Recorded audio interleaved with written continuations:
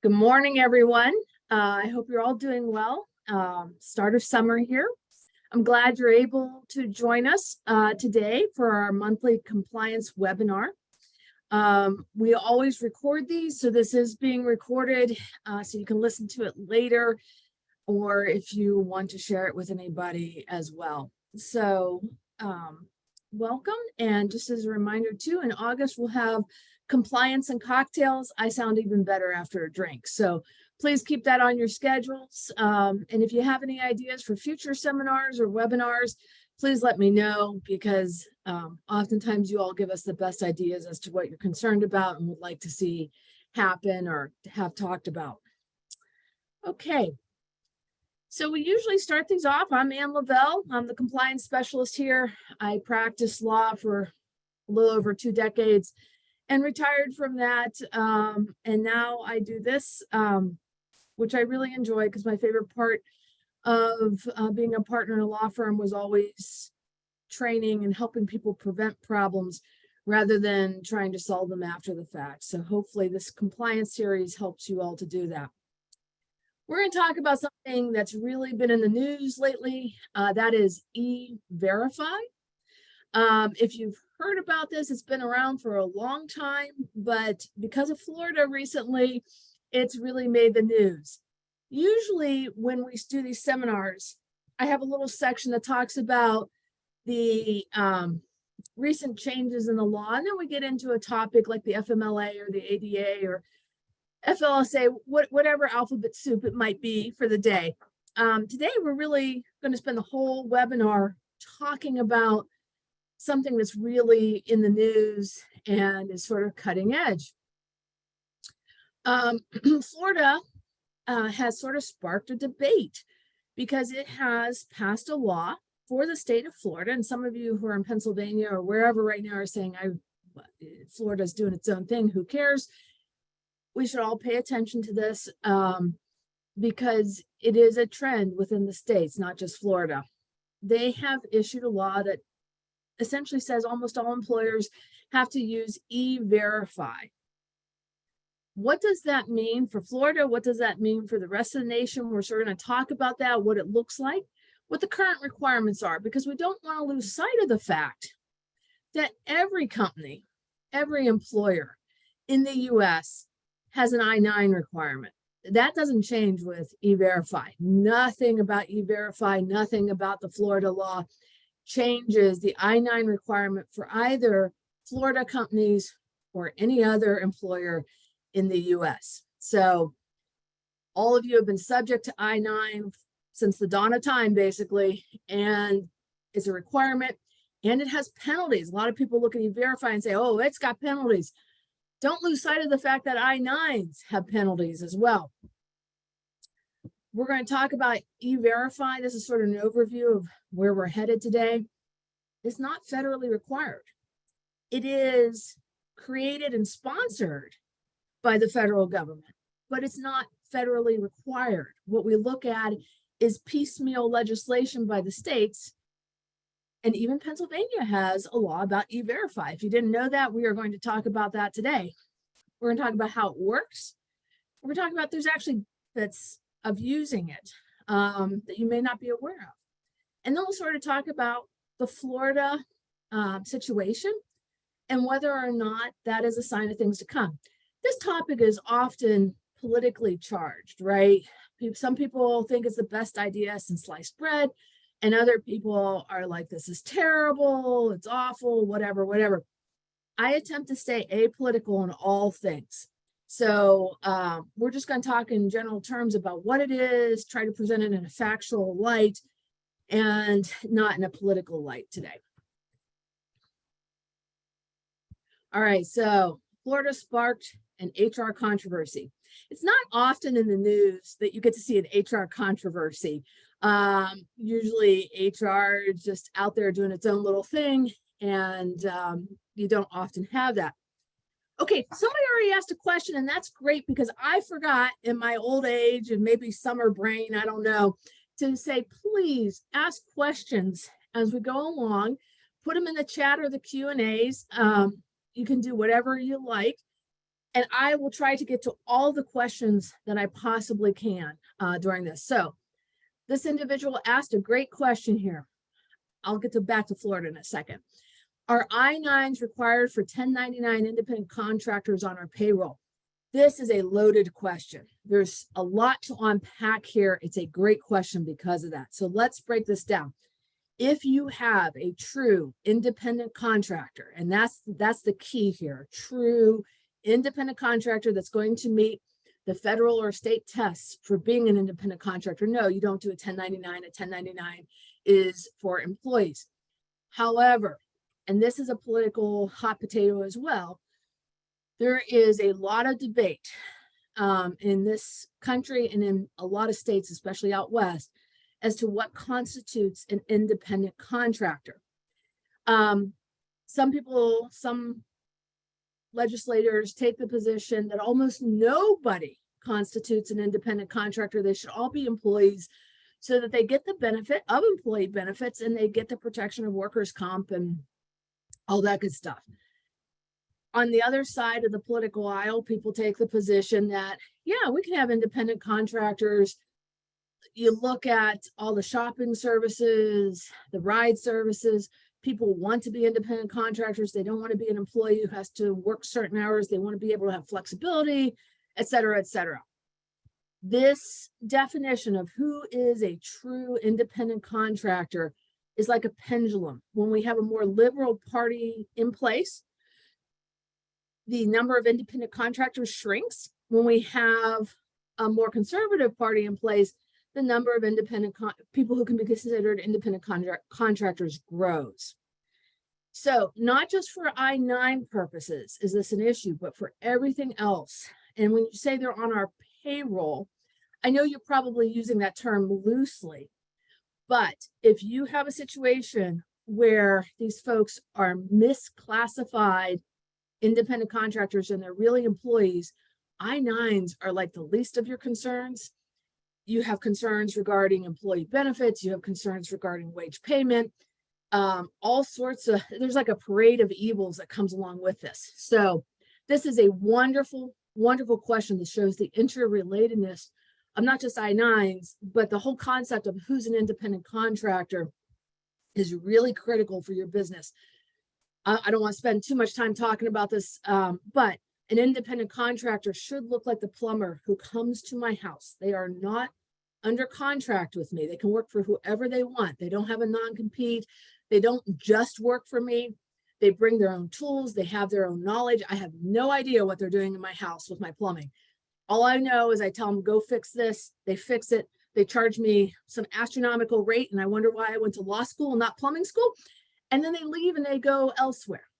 If your independent contractors don't look like that, you probably have a problem. You may have misclassified independent contractors and you need to review that. So I hope that helps answer the question. Great, great question. And again, anybody else who has questions, please let me know. Let's go back to Florida and the HR controversy that's become a national controversy, keeps making the news. So basically, Florida passed a law. And of course, the governor of Florida is running for president on the conservative ticket, on the Republican ticket. And this law essentially says employers with 25 or more employees has to use E-Verify. And we'll get into the details of this law a little bit. But prior to this law, only public employers and private employers doing business with the government had to use E-Verify in Florida. What's a public employer? Doesn't mean just a business you drive by on the street.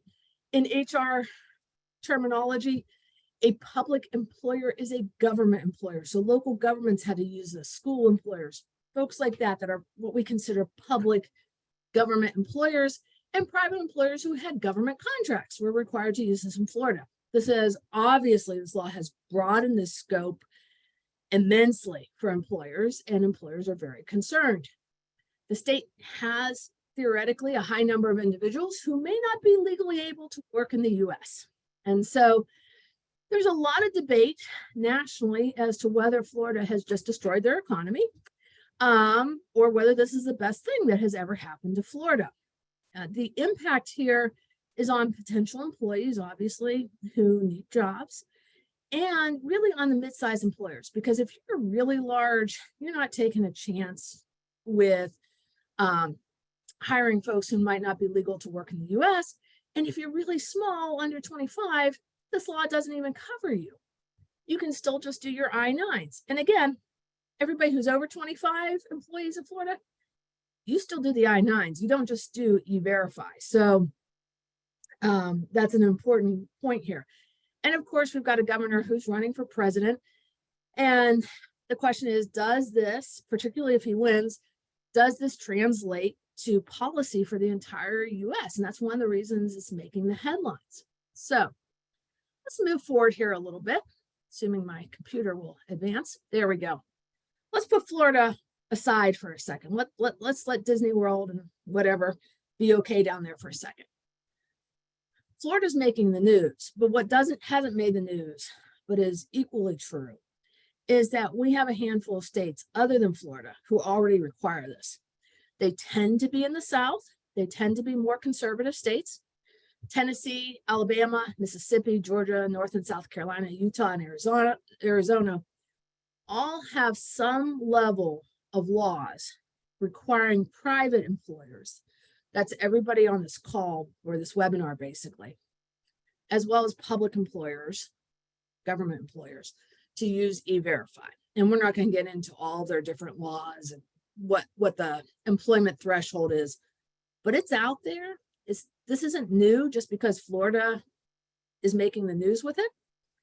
The other thing that's important to note, put aside those handful of states, and if you're sitting in Pennsylvania wondering why you're listening to stuff about Florida's laws, we have a bunch of states that say, hey, if you do any work with the government, you need to use E-Verify for your employees who are doing that work. Pennsylvania is one of those states. Pennsylvania, since 2020, has required E-Verify for certain public construction work. So if you're in the construction industry, you may already be familiar with this. That's how Florida started. Florida started with just public employers and employees doing work for public employers having to use E-Verify. And they have evolved now to private employers. Will Pennsylvania do the same? I don't know. Will the federal government step in? Probably depends on who's in office, whether E-Verify continues to be an issue for folks.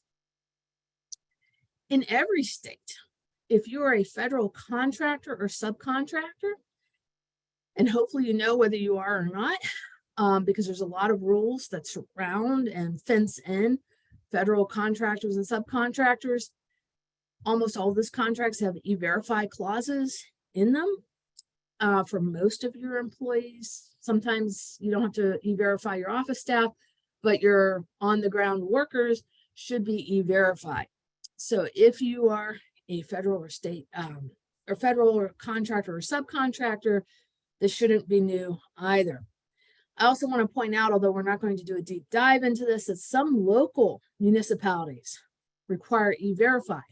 Those tend to be out west, surprisingly, in Washington and Oregon, but there's some local cities and municipalities that actually require this. So be aware that this is not new just because of Florida. And if you're sitting in Pennsylvania, there's some requirements already with respect to E-Verify. All right, moving along here. So no matter what Florida is doing, with the exception of the COVID emergency, E-Verify really has not changed how we handle I-9s. Nothing about E-Verify changes that. It has always been the responsibility of the employer to ensure that the workers it hires are legally permitted to work in the US. Nothing about E-Verify changes that. Employers that don't take reasonable steps to ensure that their employees are legally able to work in the US have always faced liability. The I-9 liability is actually stiffer or more significant than the Florida liability. So something to keep in mind there is, you're hearing Florida blow up about all this. The I-9 liability is out there for every employer in the US, and it always has been. We'll talk about what those penalties are in a little bit. The federal penalties for the workers and the employers who look the other way. Nothing about E-Verify changes that. The other thing I really want to point out, because folks are looking at this in the Florida law, there is a complaint mechanism for employees to report I-9 violations by their employer. With whatever labor and employment law you want to look at, there's always a complaint mechanism for employees to turn employers in. That is just the way these laws are built. This is no exception. So as you sit here, and you've probably got employees on both sides of the political fence in your organization, some who think we should let whoever wants to work, and others who think we only want Americans who are citizens or have the right visas to work. You've got both in your workplace, I'm sure of it. And both of them have an opportunity to turn you in if they think you're not following the rules correctly. Nothing about E-Verify changes that. That's always been true. It continues to be true. So as you look at this hot button issue that's making the news, your employees are also hearing about this in the news. And you just need to be aware that you may have employees with sensitivities out there on both sides of the fence who, if you're leaning one way as an employer, some people will turn you in for that. If you're leaning the other way as the employer, they'll turn you in for that too. So just be aware that that exists. All right. So I-9 refresher real quick, just so we're all on the same page, because nothing here has changed with E-Verify. Within 3 business days of starting, the employer has to verify the eligibility of an employee to work. I'm sure everybody on this call has seen a blank I-9 form. The review is supposed to be in person of the documentation. There was some leeway during COVID. That leeway is ending where you could sort of remotely review the documents. That's ending July 31st, so roughly 6 weeks from now. And any documents that you looked at remotely during COVID need to be looked at in person before August 31st. So just be aware of that too. The documents have to reasonably appear to be genuine and relate to the employee. So at our last seminar that we did, somebody was asking about this, and I said, gosh, if my dog's going to be able to identify it as a fraudulent driver's license, that's a problem, right? This is a reasonableness test. Do you know what the state of Pennsylvania's driver's license looks like? And if somebody comes in with one that doesn't have the reflective elements and the other sort of safeguards on it, that should send up some red flags. Do you need to keep a copy? You don't have to under I-9. You can or you cannot. If you keep a copy, that should back up that you were reasonable and that the document shows that you were reasonable in accepting whatever driver's license, passport, whatever, visa, that it looks genuine and that you didn't accept something that looks so bogus that you'd be ashamed to keep a copy of it. I've heard people say, well, I'm not going to keep copies because then nobody can tell if it was so bogus. Some people buy into that. I think in this day and age, that's a bit of a problem if you're taking that position, because you have an affirmative obligation to have a reasonable review of this and to know that it's real. There's an employee attestation on the I-9 form that they are giving you the right stuff, that they're legal to work in the US. And then, of course, you have to keep that I-9 for a certain period of time. I've always recommended keeping it in a separate file, separate area from the personnel file, because ICE and other places, their authority is to look at the file that has the I-9. So if it's in a file by itself, there's an argument that they don't get to look at everything else with respect to that employee. Generally, because these I-9s are supposed to be maintained on site or in a related location, you're going to have 3 days notice by ICE or somebody else who wants to look at these things before they look at it.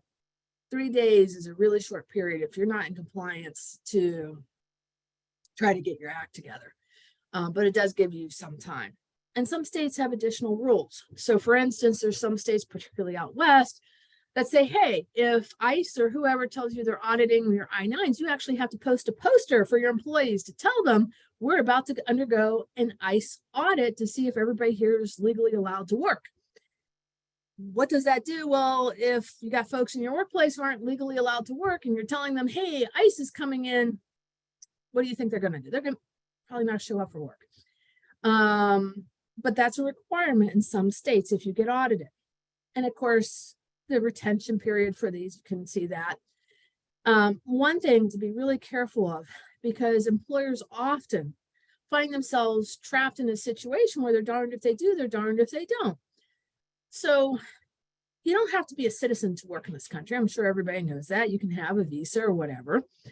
You can do internal audits of your I-9 forms. You're not required to do so, but it can be a good practice just to make sure that you don't have little technical errors or something's not missing that you need to correct or whatever, or that somebody, that you've allowed to do this hasn't done it incorrectly.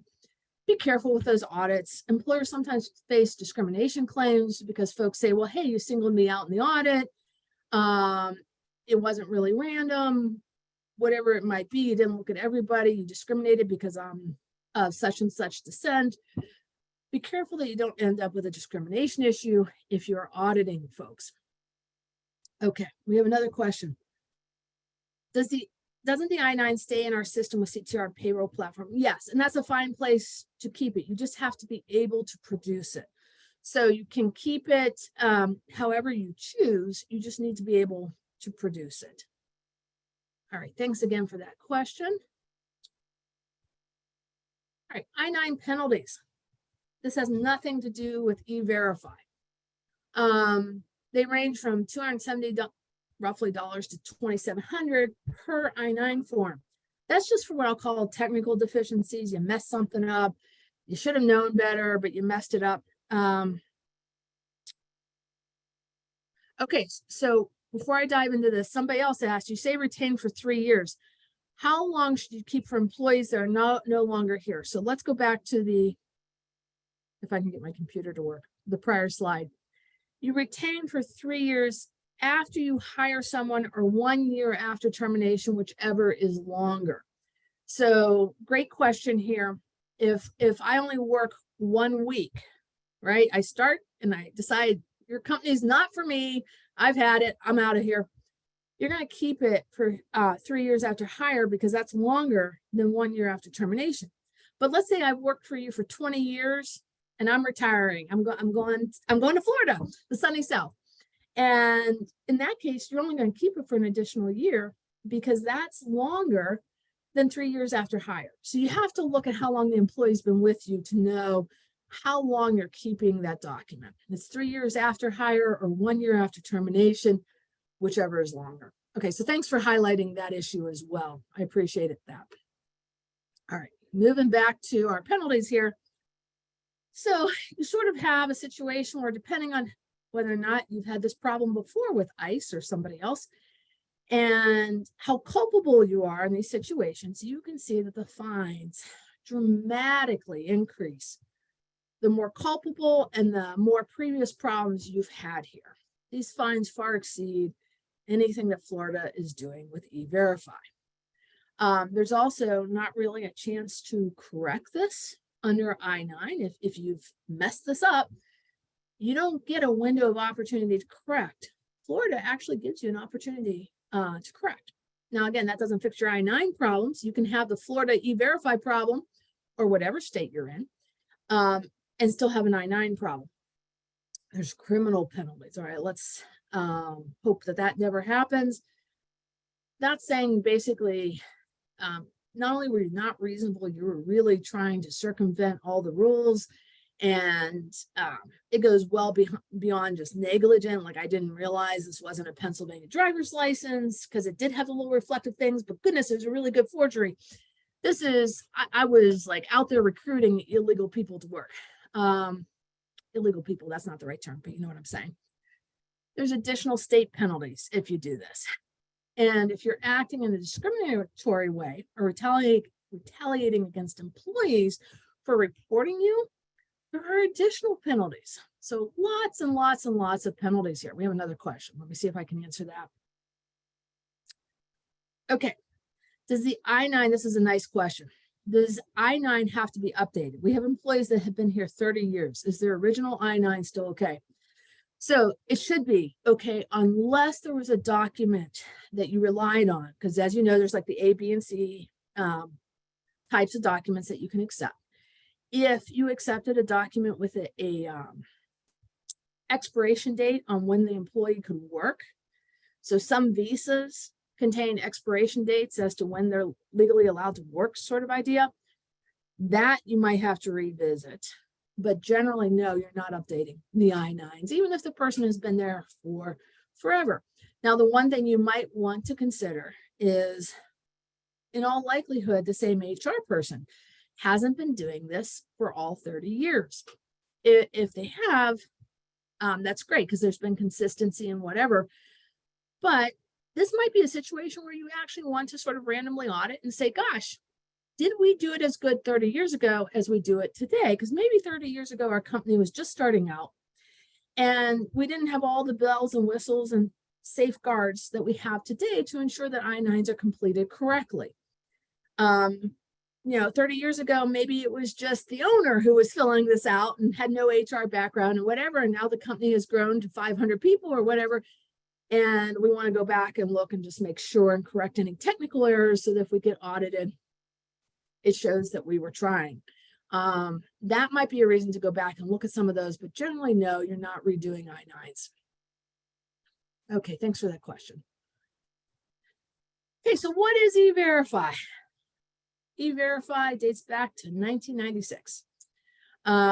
It's operated by the Department of Homeland Security. It's optional with the exception of the state laws and the federal contracting exceptions. And we talked about this. Employers who participate in E-Verify have to enroll in the system. They have to follow the E-Verify procedures for each employee, for whom an individual case, as it's called, is created. They have to notify their workforce via a poster that they participate in E-Verify. So anybody who's right now a federal contractor or subcontractor or has employees in one of the states that we already talked about, that has some level of E-Verify requirement, you should have that poster up or available in a public area, or if you have an HR section on your employee website or whatever it might be, you want to be telling people, hey, we do this, that's required. You still complete the I-9 form. You're still subject to all those penalties that we talked about. E-Verify doesn't change that really, although we'll talk about one benefit of E-Verify that might help you there. You have to obtain a social security number if you're going to do E-Verify, and ensure that the list of documents, the I-9 List B documents, have photos. You then create a case for each new employee no later than the 3rd business day, which is the same requirement as I-9s, that you're going to complete those by the 3rd business day. You enter the employee's email address if it's provided, and then if you get a mismatch, and we'll talk more about this, saying, hey, Ann LaBelle didn't come up in E-Verify, there's something wrong, doesn't always mean I'm not legally allowed to work. There's a lot of reasons why I cannot appear in E-Verify, and we'll talk about those.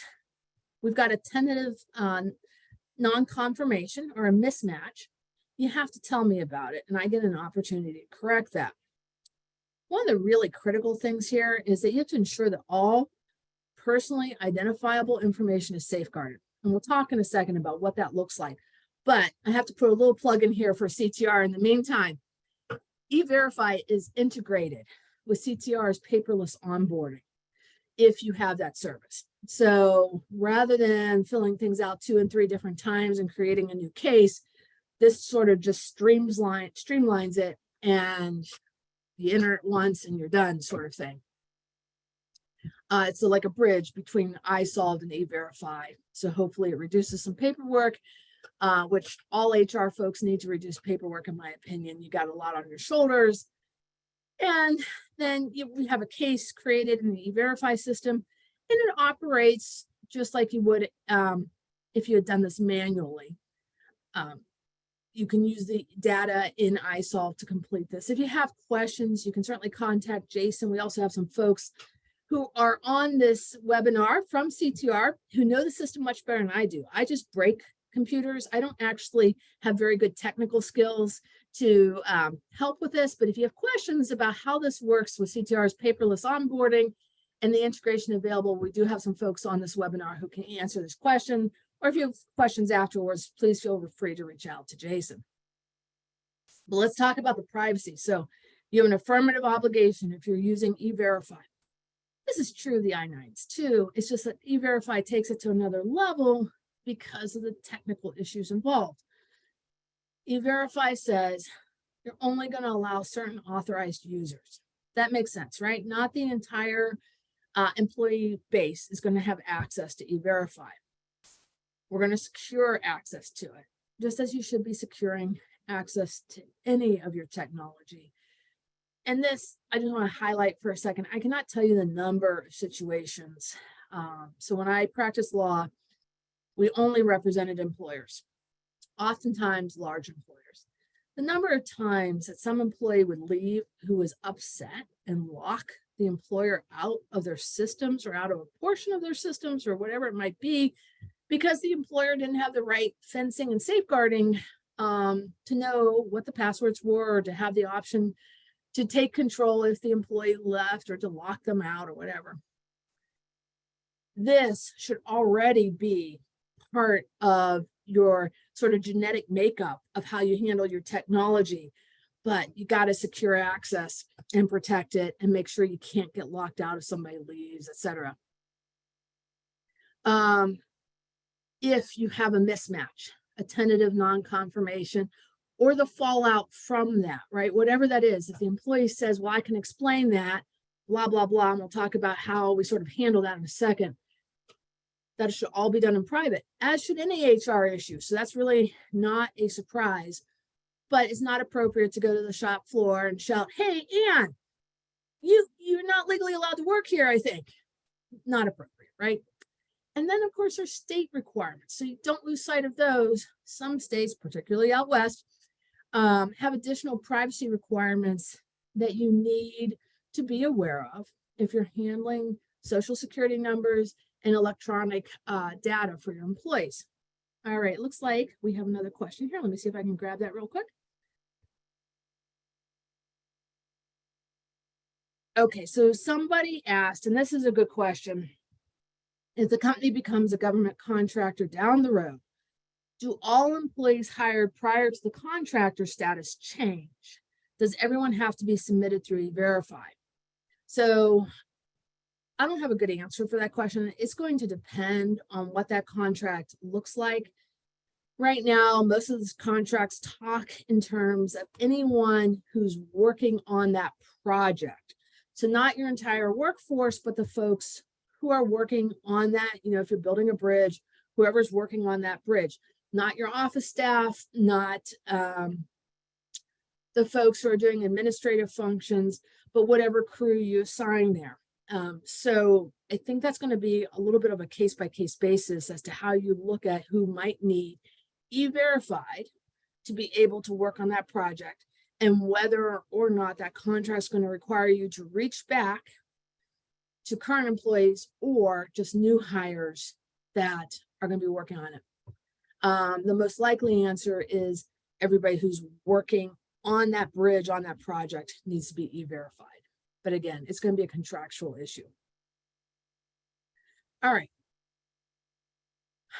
Note, with E-Verify or without E-Verify, you still complete an I-9. That doesn't change. The I-9 penalties don't change. I can't emphasize that enough.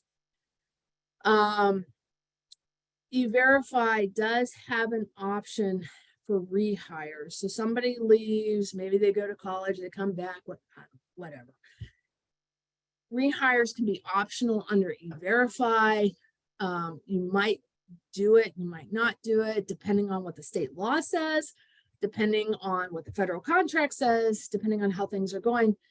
And it may depend, and this goes to the person who asked, do I redo I-9s? If they have a document that's expired, yeah, you might redo it. If they don't, you might opt not to do it if you've already done it once.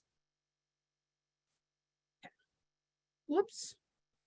All right, so yes, open up a case and e-verify. What happens? Well, what you hope happens is the first result, that the employment's authorized, life is good, everybody moves on, no issues. You can get a result that says e-verify needs more time to figure out what's going on. For those of you who run state criminal background checks on your employees because you have to or you opt to do it, whatever it is, it's just like this. If you get a result from the Pennsylvania State Police that says we need more time, it probably means something isn't quite right. It doesn't necessarily mean the person can't work in the US, but something is off. And then you get a tentative non-confirmation or a mismatch. Something didn't work out. And so when E-Verify looks at things, they look at records from the Social Security Administration and the Department of Homeland Security. At this point, additional action is required. You're going to have to talk to your employee about this. You have to talk to them about it within 10 days, 10 federal government working days. And we'll talk about some of the reasons beyond not being legally allowed to work in the US that you can get a mismatch in a second here. While the employee sort of sorts life out, assuming they want to sort life out, right? They may say, forget it, it's too much trouble, or forget it, maybe something wasn't quite right, I'm moving on. Or they may say, that's wrong. I'm Ann Lavelle, I'm a US citizen, I don't know why, things I can't work here. You're gonna get a case in continuance while I try to sort life out because of whatever has caused the mismatch. You can get an error or a message that essentially says you have to close the case and create a new one. That occurs when certain document information is incorrect. And then finally, you can get a final non-confirmation that essentially says, hey, Ann Lavelle got the initial mismatch. She worked on it. It didn't work out for her for whatever reason. And now the decision by E-Verify's folks is final, and she cannot work in the US. At that point, you cannot keep employing me. So why do you get a tentative non-confirmation? Well, it can be for a whole host of reasons. And you can kind of see the list is true for the Department of Homeland Security and the Social Security Administration. What do you think the most common issues are in this list? Failure to update name. Okay, my name wasn't always Ann Lavelle. I got married a long time ago. I took my husband's name. If I had not updated everything in the system to go from my maiden name to my married name, I could get a mismatch even though I'm legally permitted to work in the US. So you're going to get folks who, for whatever reason, marriage, divorce, who knows what, have not updated things correctly, and now you've got a mismatch because Social Security Administration still has my maiden name as my name. The other common issue, the employer enters the stuff wrong, right? Somebody has entered something wrong, or maybe I, as the employee, wrote down something wrong and you copied it. Most common reasons for the mismatch, and that's why the employee has an opportunity to correct it, because hey, maybe I'm newly married, maybe I just didn't think about it after I got a divorce. Who knows? Give me a chance to correct it. While we have a tentative mismatch, and this is critical so that you keep yourselves out of trouble, you can't do anything to that employee. You can't terminate them. You can't suspend them. You can't delay training, right? Even though you say, gosh, that training may be worthless because I don't think we're going to be able to employ them long term, you are stuck with that employee until that tentative mismatch works itself out, either through a result that says, yes, they're authorized, they fixed it, Ann Lavelle is now, her names are all fixed in our systems and she can work, or you get a final non-confirmation that says, Ann can't work, there's something wrong that's not fixable. Can't take any adverse action during that time period. That's one reason why, if you get a tentative non-confirmation, you really want to be on top of that situation, even though you have a total of potentially 10 days to tell this person about it, you want to tell them immediately because you want to get that ball rolling one way or another so that I either say, hey, I'm going to go fix things, or you're never going to see me again, or whatever it is, you'll have some resolution. Okay. So the referral process, that's the 10 federal government working days. You have an affirmative obligation to notify the employee. You need to document that to show when and how. And again, it has to be private. You can't shout it on the shop floor. Not that I think anybody would do that, but do be sensitive to how this is presented. The one benefit of E-Verify that sometimes gets overlooked. So we talked about all the potential penalties of the I-9 system, right? If the government thinks you weren't reasonable, which is a very subjective standard for these things. If they think you weren't reasonable on how you looked at documents and gosh, Ann's license didn't have that little reflective, whatever. If you run me through the E-Verify system and I pass, essentially, then that is a presumption of reasonableness on your part to defeat those potential I-9 penalties. So I may have done something squirrely, but if I go through the I-9 system and I pass and you get the result that I've passed and I'm legally authorized to work, you're going to be presumed to have been reasonable. So there's reasons why, particularly large employers, already use this. It's because it's like almost like an insurance policy for this type of liability to say, hey, we ran it through your own government system. It told us Ann was legal. If she's not, that's not our fault. We acted reasonably. We've got protection and a really, really good argument against those penalties. So while folks are complaining about E-Verify in Florida, there actually is some benefit to employers of using E-Verify. I'm sorry, my little fat fingers go too fast sometimes. All right, and they went too fast again. All right, so back to Florida here. Let's talk about Florida, because who knows where the nation is going. E-Verify is required for employers with 25 or more employees starting this summer. However, there's no penalties for an entire year. So the penalties in Florida will not start until July 1st, 2024. So if you have a company in Florida or employees in Florida, new hires, right? This applies to new hires.